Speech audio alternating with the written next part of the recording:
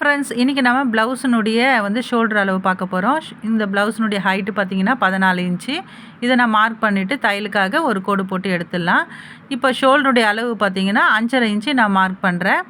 அவங்க சின்னதாக ஷோல்டர் வேணும் அப்படின்னு சொல்லிட்டு கேட்குறாங்க. அதனால் நான் 2 இன்ச்சு மார்க் பண்ணுறேன். இது எங்கேருந்து பார்த்தீங்கன்னா, நம்ம கை ஜாயின் பண்ணுறோம் இல்லையா, அந்த இடத்துலேருந்து இந்த பக்கமாக நம்ம இந்த ஷோல்டருடைய அளவு மார்க் பண்ணுறோம். மிச்சம் இருக்கிற பேலன்ஸு ஃபுல்லாகவே நம்ம நெக்குக்காக யூஸ் பண்ணுறோம்.